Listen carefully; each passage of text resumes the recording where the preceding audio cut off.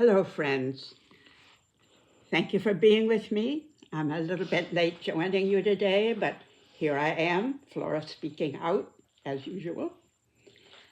You know, we all know times when the whole nation celebrates together.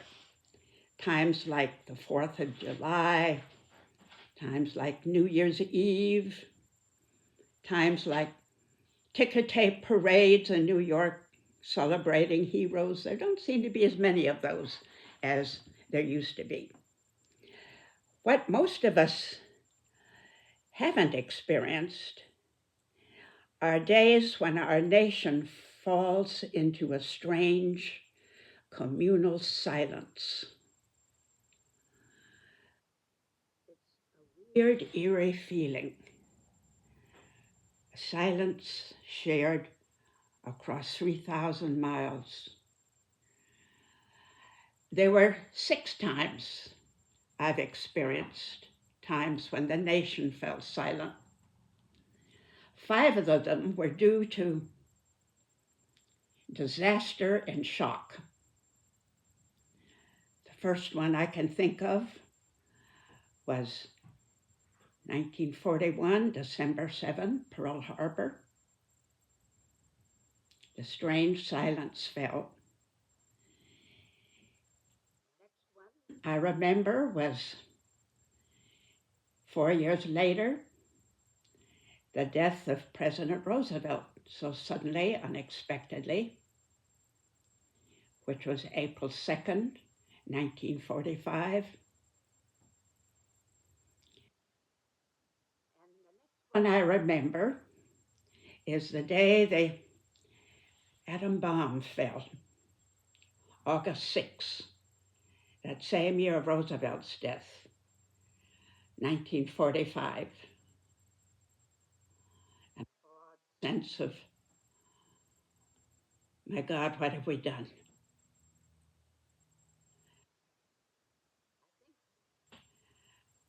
We all remember.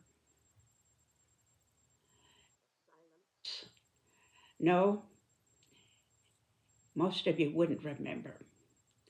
The death of John Kennedy's assassination in November of 1963. Many of you might remember, but probably most of you don't. Silence fell on the nation that one day. And as with the death of Roosevelt Day, there was all the radio programs canceled their usual times, and classical music was played during the whole day, as well as news breaks. Strange times. I think probably most of you remember, unless you're quite young, was September 11, 2001. You remember all the planes were grounded? Silence, the eerie silence of shock and disaster. Remember another day where the nation fell silent, which was not a day of disaster, but a day of great hope, along with its grave intensity. A sense of, at last, here we go. June 6, 1944, known as D-Day. The largest seaborne invasion of history took place as the Allied nations, 56,000 troops crossed the English Channel to land on the Normandy beaches. And we knew it had been expected for so long. Hope deferred. We knew it was coming, but we didn't know exactly when it would come. But now here it was, the great pushback against the hellish horror that the fascist and Nazi regimes had spread over all European nations except Great Britain. It was a serious day. We knew it was a long way to go. We knew that thousands would die that day, be maimed for life. In fact, 2,500 American troops died on that day. We knew the great sacrifices. We knew that there would be mourning and grief, but we also knew the sense of hope rising up in us. It was a day almost like a shrine in the memories of those old enough to recall it. Many businesses closed on that day. Practically all churches all over the nation opened, not for services, but for silent prayer. Candles lit, and people, I was one of them, I was not quite 16, people of all ages coming and going silently into the churches, sitting or kneeling in prayer for that day of enormous importance for the world. Hope. I didn't realize when I was talking to you last Saturday that Pete Hegseth, our Secretary of Defense, or War he would have it, was giving a speech at one of those Normandy graves of U.S. soldiers. This particular cemetery held 9,400 dead American soldiers who died in the coming months before the Nazis surrendered. He gave the speech. I learned only later what sort of speech it was. To be sure, he praised those soldiers who fought and died there. He thanked the few remaining veterans, I think all of them over 100, some of them actually there. He did all of that.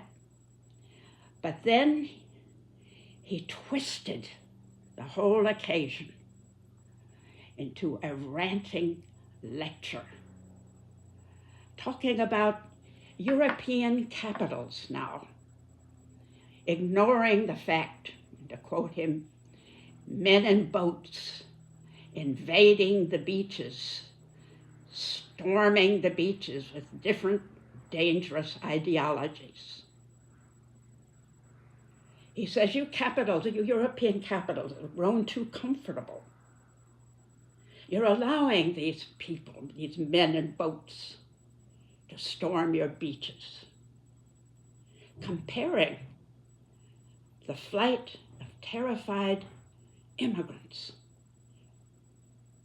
to what was happening in 1944 on D-Day.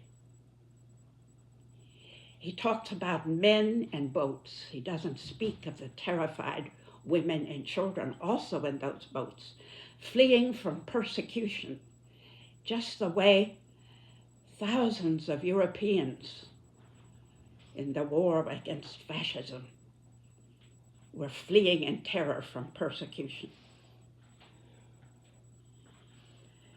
I wonder, oh, by the way, and it's interesting that Hegseth skipped the main international cemetery ceremony that day. The only thing that mattered, apparently, was his speech, which was right along the line of the most rightist elements in European political parties. I wonder if Hegseth has any idea how his rants, his actions, and his attitudes resemble Nazi ideology. colonial wars against other nations trying to take more property. Racism, less worthy people to be citizens. His rants against what he calls dangerous immigrants brings up memories of what I personally heard Hitler talking about, the Jewish menace that will change your ideologies, will threaten your civilizations unless we get rid of these menaces. I heard them talk at the time. I read what they said. What is he doing, for example, with the military? Last week, without any explanation, he removed all the women and most of the black officers in the military from promotion. The slate now is all men and mostly white.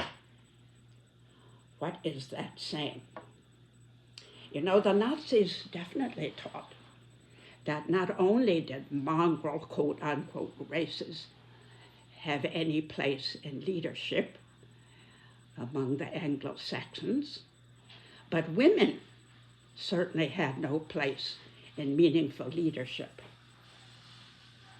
Women were to mainly stay home and as much as possible try to produce babies, to be warriors. He has fired dozens of women and black people without explanation, except that they apparently do not fit in with his own political agenda. Let me give you an example. A woman named Nancy LaCour, who has been for 35 years serving in the Navy, who'd risen to be chief of the reserve, the Navy Reserve, fired for no reason. I'm glad to say that she has now entered the political race to run for Congress, and I love what she had to say when she was inexcusably fired after 35 years of service to our country. She says now, I still have more to give, more to fight for, more work to do, and I am not done serving. I saw on the television the other day an Army Navy enlistment ad showing a young woman signing up for service in the Army, and the slogan was, "Be all that you can be." I might add, until, of course, you come up against someone like Hegseth, who says, you will not be allowed to advance, and you shouldn't be here at all. When I think of the way he twisted what was meant to be a day of honor, remembrance, resolve, all that D-Day represented, I'm wondering if perhaps the only words that would have the most meaning for a day like D-Day, when the nation fell silent with hope, were the words of President Abraham Lincoln at Gettysburg. Long ago, 1863, where thousands and thousands had died. And he gave a very short speech. Look it up, it's amazing to read again. And I will quote it in part. The world will little note what we may say here, but it can never forget what they did here. It is now for us, the living, to be dedicated here to the unfinished work for which they gave the full devotion, for which they fought. Honored dead, we hereby resolve, these dead shall not have died in vain. Yes, let's keeping D-Day in our hearts. Silent devotion and remembrance and dedication for all it stood for. Thank you for being with me today. See you next week.